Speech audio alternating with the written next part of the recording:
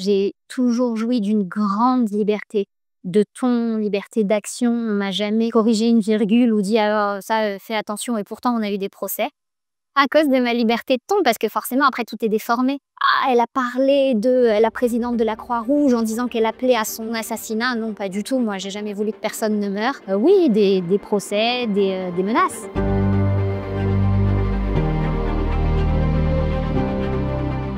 Nathalie Nagar, bonjour. Bonjour.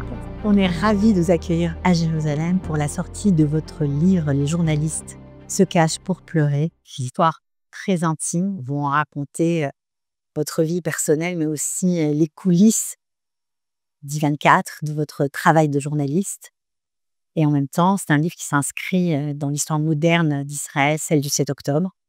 Alors, ma question est, puisque vous parlez de votre vie, de vos grands-mères, notamment celle qui a été rescapée de la Shoah, elle qui a eu tant de mal à vous raconter sa guerre, qui n'a pas parlé, qui ne pouvait pas raconter l'horreur, est-ce que c'est pour ça que vous avez voulu parler, faire des éditos, nous remuer pour, on va dire, réparer peut-être ce silence dont vous avez souffert? Waouh! Sûrement, il faudrait inviter Freud à cette conversation, il aurait sûrement plein de choses à dire. Vous savez, Cathy, notre métier, c'est le métier de l'éphémère. Dire quelque chose qui demain ne sera peut-être plus actuel ou qui sera passé. Et moi, j'avais besoin d'écrire noir sur blanc ce que j'avais ressenti, ce qu'on avait vécu, comme une espèce de journal de bord de cette guerre qui nous a tous frappés de plein fouet. Raconter l'histoire de mes grands-mères, ça me semblait très naturel parce que on parle des journalistes, on parle de, comme disait Montaigne, on met ce masque de l'homme public quand l'antenne s'ouvre, quand le clap commence, quand la caméra s'allume. Mais en fait, chaque journaliste, c'est une personne derrière. Et chaque journaliste est le journaliste qu'il est parce que derrière, il a une histoire, il a un passé, il a un background, comme on dit en français. Je pensais que c'était important d'avoir cette honnêteté par rapport à mes téléspectateurs, mais par rapport à ceux qui réfléchissent au journalisme aussi, de dire voilà, je me présente à l'antenne de cette façon, mais je suis le produit de cette grand-mère qui a vécu la Shoah, de cette autre grand-mère qui a fui l'Algérie, de mes parents qui étaient ce qu'ils étaient. Je parle aussi de mes enfants. J'avais le sentiment que je me devais d'être honnête et de dire qui j'étais. C'est le fait d'être israélienne qui donne cette liberté. Être israélien, ça donne toutes les libertés. Vous savez, j'ai compris un truc il y a pas très longtemps, mais le sionisme, c'est une recherche en soi-même du meilleur qu'on peut avoir de soi, de chercher le meilleur dans la société, pour la société. Le sionisme, c'est une introspection et c'est un aboutissement. Donc, être israélien, c'est... Alors, pas toujours, hein, les Israéliens, ils sont parfois bougons et lourds, mais c'est chercher ce qu'il y a de meilleur, c'est chercher ce qu'on peut parfaire. Et c'est exiger de soi. Et cette guerre, elle m'a appris à exiger de moi, à savoir encore plus qui j'étais, ce que j'aimais pas et où je voulais aller. Et il y a une chose que ça a réveillé, enfin, je sais pas si c'était endormi, mais c'est mon amour pour cette terre, mon amour pour ce peuple. Donc ouais, être israélien, c'est la clé de tout pour moi aujourd'hui. Oui, c'est un cadeau. Alors, vous commencez le livre à vous raconter voilà, le 7 octobre qui vous cueille chez vous avec vos enfants, votre fils qui est endormi, vous êtes tétanisé, vous pleurez, enfin c'est terrible. Et puis au bout d'un mois à peu près après cette guerre, parce que vous devez continuer à faire votre métier, vous décidez de faire ces fameux éditos et notamment le premier, Monsieur et Madame est antisémite. Je sais même pas si j'ai décidé.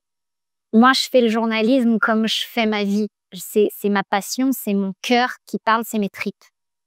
Et quand j'entends une influenceuse qui parle d'un bébé qu'on a mis dans un four et qui demande à quelle sauce il a été assaisonné, je me demande en fait comment c'est possible dans le monde de 2023, à l'époque, de vivre autant de méchanceté, autant de vulgarité. On continuera à diffuser le progrès dans la pensée comme dans les actes, c'est adéquat pour la Startup Nation. On continuera à être la seule démocratie du Moyen-Orient.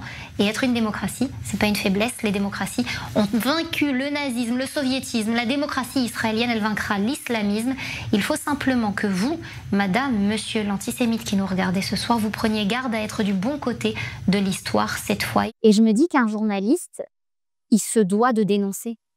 Un journaliste, il se doit de poser des questions. C'est la valeur primaire et première d'un journaliste. Et là, je me dis, bah non, faut que je dénonce à ma façon. C'était pas vraiment calculé. crois que c'était 1 mois après le 7 octobre, eh ben, je dénonce. Ça me semble naturel. J'ai pas l'impression d'avoir fait grand-chose d'exceptionnel. J'ai été beaucoup soutenue au niveau de ma chaîne. J'ai toujours joui d'une grande liberté de ton, liberté d'action. On m'a jamais, corrigé une virgule ou dit: «Alors ça, fais attention» et pourtant on a eu des procès à cause de vous, notamment à cause de ma liberté de ton parce que forcément après tout est déformé. Elle a parlé de, la présidente de la Croix-Rouge en disant qu'elle appelait à son assassinat. Non, pas du tout. Moi, j'ai jamais voulu que personne ne meure. J'appelle juste les gens à se remettre en question. C'est à mon petit niveau la seule chose que je sois capable de faire. Mais oui, des procès, des menaces qu'on prend avec beaucoup d'éloignement parce qu'on a la chance d'être ici et les menaces sont là-bas. Mais ça donne d'autant plus de relief et d'importance à tous ceux qui, en France, se battent simplement pour donner leur avis. Vous étiez un peu comme un pont entre, ce que nous, on vivait ici et puis, les Juifs de France qui étaient, un peu, livrés à eux-mêmes, on va dire dans un environnement, pas très bienveillant à leur égard. Est-ce que vous avez été, perçus un peu comme quelqu'un qui dit ce qu'on pense? C'est beaucoup les remarques que les gens me font quand on se rencontre. Ça me met toujours, mal à l'aise parce que je suis le porte-parole de personne. Ce que je me pose comme question, c'est moi qui me les pose et les points d'interrogation que j'ai envie de mettre dans la vie de tous les jours et dans la vie politique, dans la vie militaire, conflictuelle qu'on traverse depuis, 21 mois, ça m'appartient. Je veux engager personne dans cette histoire-là. Les gens ont besoin de d'entendre noir sur blanc, j'ai envie de dire, les questions qu'eux-mêmes se posent. Les exclamations, c'est pas juste des points d'interrogation, c'est des points d'exclamation aussi parfois qu'on a envie de mettre. Comment on peut parler comme ça? Comment on peut ne pas voir la réalité qui se passe sur le terrain? Comment on peut encore douter de certaines choses aujourd'hui? Mais je crois que il y a une majorité silencieuse qui a beaucoup ouvert les yeux depuis le 7 octobre. Et je crois que ceux qui font le plus de bruit, faut pas toujours les écouter. Ils sont pas majoritaires. Vous parlez beaucoup, dans le livre de l'éthique, du journaliste. Vous parlez de la neutralité, de l'objectivité et vous dites: «Il y en a pas en fait, ça n'existe pas, c'est un leurre». Bah, c'est des gros mots parce que neutralité d'abord, c'est une prise de position. Décider qu'on se mêle pas de quelque chose, décider qu'on regarde de côté et puis que surtout on met une couverture ou cacher ce sein que je ne veux voir, c'est une prise de position ça aussi. Être objectif, mais ça veut dire quoi être objectif? Si je raconte ce qu'on est en train de vivre là aujourd'hui, je vois ce que j'ai devant moi, je vois pas ce qui se passe sur les côtés, je vois pas ce qui se passe derrière. Je sais pas ce que vous ressentez, Cathy, dans la situation dans laquelle on se trouve. L'objectivité, c'est un idéalisme, c'est un joli mot, mais ça veut rien dire. Il faut arrêter de se mentir. Non, ce qu'il faut rechercher, c'est l'équilibre. Ça oui, quand on est journaliste. Et c'est pour ça que je voulais expliquer comment on fait notre métier. Vous êtes accroché aux faits, rien qu'est fait? Dans mon travail au quotidien de témoignage, de transmission de ce que une maman d'un soldat qui est à Gaza et qui a été tué peut ressentir, c'est transmettre. On oublie souvent que un média, ça s'appelle un média parce que c'est un moyen, c'est un trait d'union. C'est un moyen de communiquer ce qui se passe, une certaine réalité. J'ai jamais dit que je parlais de ce qui se passait à Gaza. D'autres le font. Bien ou pas bien, ce sera à d'autres de juger, mais moi je parle de ce qui se passe sous ma fenêtre. Et j'essaye de le faire correctement et oui, avec le plus d'honnêteté possible. À toi, vendeur de falafel de la bande de Gaza, qui te sert des tracts de l'armée israélienne pour inciter les Gazaouis à retrouver les otages israéliens. À toi, qui pourrais décider d'être courageux, de changer le cours de l'histoire et de l'humanité même. À toi, qui pourrais décider d'être acteur, de montrer au monde ce que ça veut dire d'être un civil innocent, exploité par une organisation terroriste. À toi, qui criais un temps que tu vivais dans une prison à ciel ouvert pour mieux hurler ensuite que les Israéliens avaient osé toucher à ton paradis terrestre. Quand on parle de civils innocents de Gaza, quand on parlait en 39-45 de juste parmi les nations, pourquoi en 21 mois de guerre, il n'y a personne qui a donné une info sur un otage? Un otage. Il y en avait plus de 250. Pourquoi on n'a pas eu une info? J'arrive pas à répondre à cette question. Donc ce vendeur de falafel, je lui en ai voulu parce qu'il utilisait les tracts qui étaient héliportés, enfin distribués par l'armée israélienne, avec les photos des otages, pour dire à la population, s'il vous plaît, aidez-nous à retrouver nos otages, ça aurait pu être un signe de bonne volonté de la part des Gazaouis. Pourquoi on n'a pas reçu d'aide? Pourquoi on n'a pas trouvé, je les appelle dans le livre, un juste parmi la non-nation, pourquoi on n'en a pas trouvé un? J'arrive pas à répondre à cette question. Parler aussi du sauvetage, d'un des sauvetages des otages qui étaient retenus chez un journaliste qui travaillait au Chronicle Palestine. Ça aussi, c'est ouais, sans voix, quoi. Le fils est journaliste, le papa est médecin. Moi, mon frère est médecin, moi je suis journaliste. On a vécu et on a grandi dans une famille qui mettait les valeurs, la valeur de la vie au-delà de tout. Le savoir. Donc, a priori, quand on vient d'une famille, médecin, journaliste, je sais pas, c'est des gens qui aiment la vie, qui passons l'éducation, le niveau d'études et tout ça, on s'en fout, ça. Mais des gens pour qui le bon, le vrai est important. Et ces deux personnes-là ont caché pendant plus de 300 jours une jeune femme et 3 jeunes hommes chez eux. Et on comprend pas. On comprend pas comment c'est possible. Cacher 1 jour, 2 jours, avoir le joug d'une organisation terroriste sur soi, j'imagine que c'est pas facile. Je suis pas en train de dire que c'est facile, que tout le monde est Jean Moulin. Non, je comprends que ce soit difficile. Mais on est à plus de 640 jours de guerre. On n'a pas eu une info. On a encore 50 otages, vifs ou morts, entre les mains d'une organisation terroriste, oui, mais aussi peut-être de civils. Et c'est incroyable. Est-ce qu'il y a des soirs où vous avez craqué? Bah ouais, forcément. On a tous eu des soirs, des matins, des midis. Et puis parfois tout en même temps. Vous savez, je le raconte dans le livre aussi.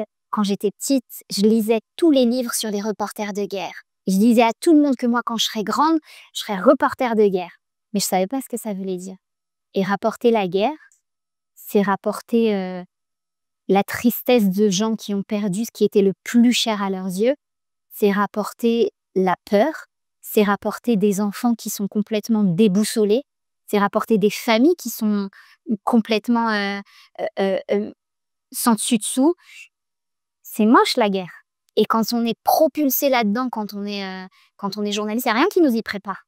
Donc ouais, on pleure. On pleure, on crie, on a mal, on ne sait plus où on est, on pleure avec des invités à l'antenne, bien sûr. Il y a une anecdote, je me sentais tellement mal à l'aise.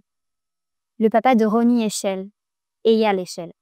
Roni Eshel, c'était une tatspitanite, une sentinelle, qui était dans la base de Nahal Oz. Il vient en plateau le 6 novembre. Donc on est près d'1 mois après le 7 octobre. Et à un moment, il se tourne vers la caméra. Et il dit à la caméra, ma Roni chérie, 1 mois après le 7 octobre. Je sais que t'es à Gaza. Ne t'inquiète pas. Compte sur moi, papa va venir te chercher. Le lendemain, on apprend qu'on a trouvé, des archéologues. Des archéologues, c'est ceux qui analysent les restes des dinosaures. Des archéologues ont trouvé les restes de Roni sur la base de Nahal Oz et ont donc dit à son père, elle n'est pas à Gaza, ta fille. Elle n'est pas otage. Il espérait qu'elle soit otage. Elle a été tuée le 7 octobre, 1 mois plus tôt. Et ça, c'est des archéologues qui lui ont annoncé. C'est pas possible de rester de marbre quand on a ce témoignage-là. Et donc oui, on s'effondre. Et lui, après, il vient et il me rassure et il me dit que tout ira bien. C'est la folie de ce peuple. Comment on rentre justement à la maison après tout ça? Comment on parle à ses enfants? Comment on répond aussi aux questions des enfants? Parce que c'est aussi très joli dans ce livre. C'est qu'on voit un peu la guerre au travers du regard des enfants. Je pensais que c'était important de le raconter, ça aussi. Comment mes enfants, qui à l'époque avaient 11 ans, 8 ans et 5 ans, comment ils ont perçu les choses et les questions qu'ils m'ont posées. Et j'ai souvent été, moi qui étais super fière de, vous savez, la période des pourquoi, j'étais toujours très très fière parce que j'arrivais toujours à répondre au pourquoi, sans me lasser avec beaucoup de patience aux 25 000 pourquoi des enfants. Et ben là, il y a des questions qui me laissaient sans voix, j'avais plus les ressorts pour répondre aux questions. Maman, tu dis qu'on va éradiquer le Hamas, mais le Hamas, c'est une idée dans la tête des gens, c'est une idéologie.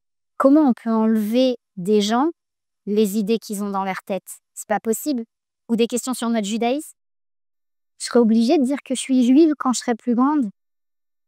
allez vas-y, tire en plein cœur. C'est ça aussi la guerre. C'est réussir à, alors pas à jouer à La vie est belle de Benigni, parce que moi j'ai décidé de pas faire ça. Je pense qu'on a essayé d'être honnête avec les enfants, en leur racontant les défis auxquels ils étaient confrontés, en essayant de les leur expliquer.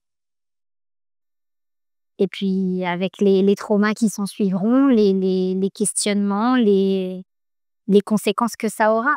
C'était une nécessité, ce livre, parce que c'est vrai qu'on aurait pu dire vous vous êtes exprimé dans les éditos. Est-ce qu'il fallait vraiment aussi écrire, raconter ce dilemme intime que vous avez vécu aussi en plateau, qui invité, comment parler, comment accueillir la parole, tout ce que vous racontez dans le livre, ça aussi c'était important pour avancer, pour continuer? Les journalistes sont toujours scrutés à la loupe. Il a dit comme si, elle a fait comme ça, elle a fait ce geste-là, elle a dit ce mot-là. Moi, j'avais envie que les téléspectateurs, les gens lambda qui ne sont pas journalistes ou qui n'ont pas ce background-là, comprennent que, en fait, ce que je leur amène en plateau, c'est ma cuisine. C'est ce que moi, j'ai décidé de leur amener. Moi, j'ai décidé de faire l'éloge de la nuance dans mes plateaux. Donc, d'amener que des gens nuancés, que des gens qui arrivent à porter une parole médiane. Mais pourtant, vous n'êtes pas nuancé dans vos éditos. Dans les éditos, je pose des questions. Mais mes invités, la majeure partie du temps, ils apportent des réponses qui, elles, sont nuancées. Et je trouve que c'est là toute l'importance. On évolue dans une période où tout doit être noir ou blanc, où ça doit être oui ou non, pour ou contre. Mais c'est pas ça la vie. La vie, c'est l'éventail de couleurs qu'il y a entre. Et si on arrête de voir les choses de façon binaire, on tendra plus la main et on arrivera plus à se respecter. Et c'est important, parce que même la société d'Israël aujourd'hui, elle en a besoin. Vous terminez justement avec un cri d'amour pour ce pays.